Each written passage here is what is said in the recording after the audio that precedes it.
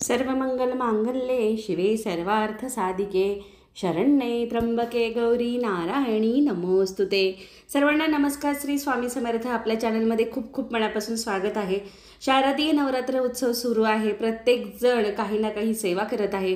कोणाचे दुर्गा सप्तशती पारायण चालू आहे, कोणाचे सिद्धकुंजिका स्तोत्राचं पठण करत आहात। प्रत्येक स्त्री तिच्या यथाशक्ती सेवा करती आहे आणि आपण संसारिक माणूस आहोत, अर्थात आपल्याला काहीतरी हवं आहे आयुष्यात आणि त्यातून मार्ग मिळावा।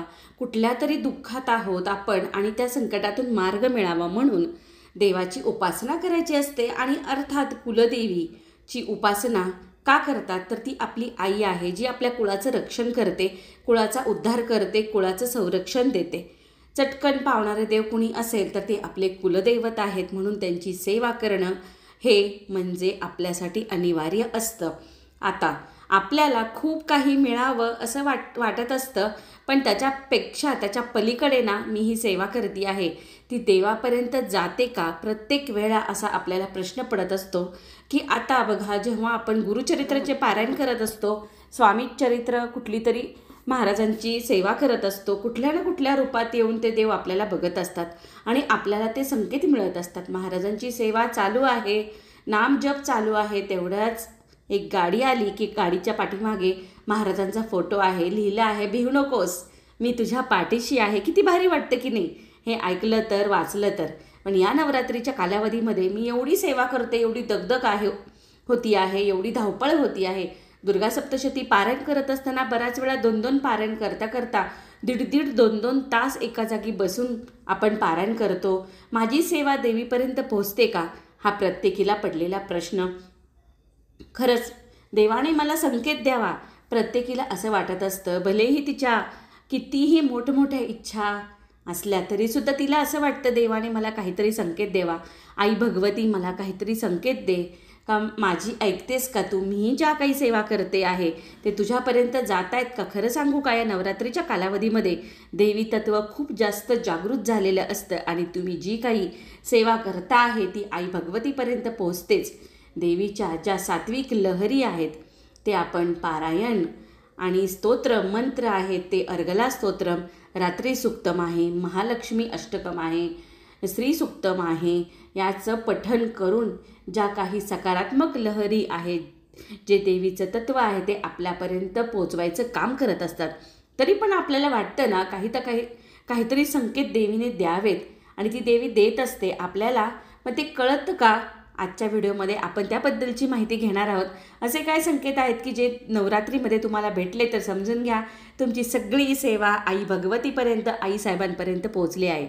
आता ज्यांना हा संकेत आला नाही, त्यांची सेवा आई भगवतीपर्यंत पोहोचली नाही असं नाही बरं का, त्यांचीसुद्धा सेवा पोहोचली आहे। पण आपल्याला वाटतं ना काहीतरी यावं, काहीतरी संकेत, कुठून तरी काहीतरी चमत्कार व्हावा। आणि सगळ्यात आधी जेव्हा अखंड दिवा लावतो ना आपण, भले तुम्ही अखंड दिवा लावा, कुठेतरी सेवा चालू आहे तुमची, दिवा लावल्या लावल्या त्या दिव्यामध्ये चंद्रकोर तयार होतो। आपल्याला माहिती आहे की आपण अगदी दिवा लावला आणि काहीच मिनिटामध्ये चंद्रकोर तयार झाली, तेव्हा समजावं की तुमची सेवा आई भगवतीपर्यंत पोहोचली आहे। स्वप्नशास्त्रसुद्धा खरं असतं बरं का। नेहमी या दुर्गा सप्तशती ग्रंथाच्या काळामध्ये आपण जी काही सेवा करतो, नवरात्रीच्या कालावधीमध्ये दुर्गा सप्तशती ग्रंथाची सेवा करतो, तर स्वप्नात आपलं शक्तिपीठानं आपला घट आपल्या स्वप्नात येतो, आपल्या घरातला देव्हारा आपल्या स्वप्नात येतो, आपलं ग्रामदैवत आपल्या स्वप्नात येते।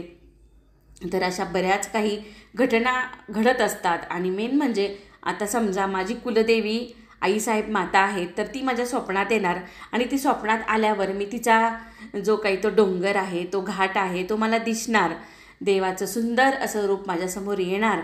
असं जर तुमच्या बाबतीत घडत असेल तर समजावं तुमची सेवा आई भगवतीपर्यंत, तुमच्या कुलदेवीपर्यंत पोहोचलेली आहे। आणि दुसरं, स्वप्नामध्ये एखादी स्त्री येणं, तिनं सगळा शृंगार परिधान केलेला आहे, अगदी नटलेली आहे आणि ती तुमच्या स्वप्नात आलेली आहे, मग तुमच्याकडे काहीतरी मागती आहे, असं जर तुम्हाला स्वप्न पडलं असेल तर समजून घ्या खूप मोठा शुभ संकेत आहे। आई भगवती तुमच्याकडनं काहीतरी करू पाहते आहे, काहीतरी तुमच्याबद्दल तिला सांगायचं आहे, तुमच्यापर्यंत ते येण्याचा प्रयत्न करत आहे। घुबड जर स्वप्नात आलं तर भीती वाटते, तर ते समक्ष बघणं लांबच आलं, पण ह्या नवरात्रीच्या कालावधीमध्ये सिंह, घुबड हे तुमच्या स्वप्नात आले तर समजावं की तुम्ही जी काही सेवा करता आहे ती आई भगवतीपर्यंत पोहोचली आहे. आता आपण रस्त्याने चाललो आहे आणि अतिशय सुंदर अशी स्त्री, तिचं वर्णनही करू शकत नाही, पूर्ण पूर्ण लाल रंगाची साडी, पूर्ण अलंकार तिने परिधान केलेले आहेत. असं अचानक जर तुम्हाला कोणी आलं समोरून आणि आपण चाललो आहोत आणि आपल्याच नादात आणि अचानक ती समोरून तिचं दिव्य रूप दिसते आपल्याला, असं जर तुमच्या बाबतीत घडत असेल तर समजावं तुमची सेवा आई भगवतीपर्यंत पोहोचलेली आहे. या नवरात्रीच्या कालावधीमध्ये बऱ्याच ठिकाणी यात्रा वगैरे घडते. यात्रा घडत आल्यावर आपण दर्शनाला जातो आणि काय होतं ना, कुठली तरी बाई येते आणि ती म्हणते, थांब ना, मला तुझी ओटी भरायची आहे. मला सांगा, एवढ्या गर्दीत तिने तुम्हाला निवडलं, कारण अर्थात तुम्ही ज्या काही सेवा केल्या आहेत त्या आई भगवतीपर्यंत जात आहेत. आता बऱ्याच ठिकाणी असं असतं की आपण जेव्हा या नवरात्रीच्या कालावधीमध्ये ना मूळपीठावर जातो, मग अशा वेळेस आपण समजा तुळजापूरला गेलो आणि तिथं असं म्हणतात की त्या घाटामध्ये जर चुकून तुम्हाला सिंह किंवा वाघ दिसला तरच खरंच तुम्ही भाग्यवान आहात. सगळ्यांना दिसतंच असं नाही, ज्यांच्या नशिबात असताना त्यांनाच ह्या गोष्टी घडतात किंवा त्या दिसतात. म्हणून सांगते, या नवरात्रीच्या कालावधीमध्ये जर तुमच्या स्वप्नात हे जर काही गोष्टी घडल्या तर त्या समजून घ्या, तुमची सेवा आईसाहेबांपर्यंत, आई भगवतीपर्यंत पोहोचलेली आहे. जसं मंदिरात गेल्यावर गुरुजी डायरेक्ट म्हणतात, घ्या हा प्रसाद. गुरुजी म्हणतात ना, घ्या हो ही देवीची वेणी. असं होतं की नाही बघा. मग देवीला जर आपण कुठल्याही ग्रामदेवताला आपण एका ठिकाणी मंदिरात गेलो आणि एवढ्या गर्दीत आपल्याला कोणीतरी बोलवलं आणि आपल्याला बोलले की हा घ्या प्रसाद, मग ती देवीची वेणी देतील, कुठला तरी देवीचा अलंकार देतील किंवा मग देवीला जे लोक साडी वगैरे परिधान करतात तर त्यातील एखादी आपल्याला मिळेल, नाहीतर मग एखादा ब्लाऊज पीस मिळेल, ज्याला आपण खण म्हणतो. ह्या सगळ्या गोष्टी जर तुम्हाला मिळत असतील तर समजून घ्यावं की ह्या सगळ्यामधून देवीने मला निवडलं आहे. या सगळ्या गोष्टी घडताना खूप भाग्याची गोष्ट मानली जाते. आणि आपण मंदिरात गेलो की अचानक आपल्याला तिथले गुरुजी म्हणतात, आरती घेता काय? आरती घ्या, म्हणजे आरती करा तुम्ही. तरीसुद्धा अतिशय शुभ मानलं गेलेलं आहे. ह्या गोष्टी जेव्हा घडतात तेव्हा आपल्याला खूप आनंद होतो. असं मला घेतलं आणि मला निवडलं, असं सगळं देवीला माहिती असतं. कोणासाठी काय दिलं आहे ते, कोणासाठी काय देवाने कोणाच्या ताटात काय वाढून ठेवलं हे सगळं देव ठरवतो. श्रीपाद श्रीवल्लभ चरित्रामध्ये सुद्धा हेच सांगितलं आहे की एकदा कुत्रा जर तुमच्याजवळ आला तर हे ऋणानुबंध आहेत, आपण त्याचं काहीतरी देणं लागतो. आणि अर्थात देवी आई जेव्हा आपल्याला ह्या गोष्टी देते तर अर्थात आपल्याला आनंद होणं स्वाभाविक आहे. त्याच्याबरोबर बघा काय होतं ना, आता जोगवा वगैरे मागणाऱ्या बायका ज्या ताई येतात ना, तर आता दुर्गा सप्तशती पारायण चालू आहे, बेल वाजली, कोणीतरी आलं, मग त्या म्हणतात ताई जोगवा द्या. मग आपण म्हणतो काही कारण मी सेवा करते, तुम्हाला कळत नाही का? तर ती बाई जोगवा मागायला आली, काय म्हटली काय माहिती नाही, कुठल्या ना कुठल्या रूपात ती येऊन तुमच्याकडे जोगवा मागते. पण अशा वेळेस कुठलीही सेवा करत असताल तरी उठा आणि त्या बाईला ती मागते ते द्या. उलट तिला आपल्या घरात बोलवा, तिचा मानपान करा. कुठल्या ना कुठल्या रूपात येऊन ती तुमच्याकडे जोगवा मागते आहे. कदाचित ती तुमची कुलदेवी असेल, है की नाही? म्हणजे खरं तर तुम्ही ज्या सेवा करताना तर ह्या गोष्टी घडतात. बऱ्याच वेळेस असं घडतं की अचानक एक लहान मुलगी आपल्या घरात आली, मग ती काहीतरी खेळते, इकडं तिकडं बागडते आणि आपलं असतं की पसारा करू नको, थांब जरा, किंवा आपण त्या गोष्टी करतो. पण अशा वेळेस नाही ती लहान मुलगी आलेली आहे ना, अर्थात आपण ते कन्यापूजन करत असतो. तर या 9 कुमारिका किंवा 1 कुमारिका 7, 5 काही असतील, त्यांच्यातली एक कुठल्या ना कुठल्या रूपात तुमच्याकडे येते आणि ती तुमच्या घरातले खाऊन जाते. नवरात्रीच्या कालावधीमध्ये कुठलीही सवाष्ण स्त्री आली, कुठलीही कुमारिका आली, तिला तसं पाठवायचं नाही. बराच वेळा असं होतं, पारायण चालू आहे, कुठेतरी सेवा चालू आहेत, चिमण्या येतात, घर भरून जातं आणि आपण म्हणतो की ह्या चिमण्यांचा आवाज नाही, म्हणजे उलट आपल्या घरात चिमण्यांचा आवाज आलेलं खूप शुभ मानलं गेलं आहे. जेव्हा असं होतं ना की काहीतरी फुलपाखरू येऊन चाललंय, छानपैकी पूर्ण घर त्यानं फिरलंय आणि ते निघून गेलंय, हा सुद्धा एक शुभ संकेत आहे बरं का.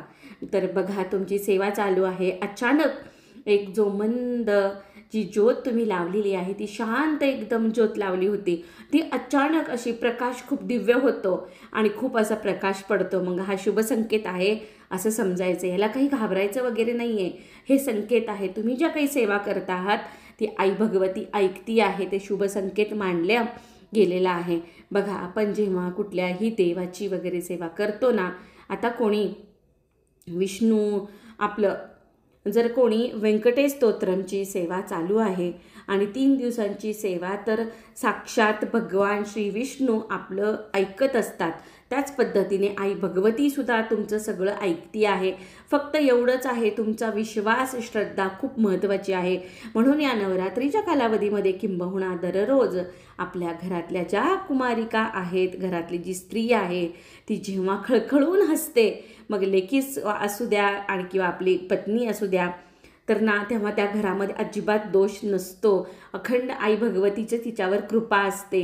आणि याच काही शंका आजच्यासाठी इतकंच. झालेली सेवा आई भवानीच्या चरणी, आई भगवतीच्या चरणी, आईसाहेबांच्या चरणी रुजू करते आणि तुमचा निरोप घेते.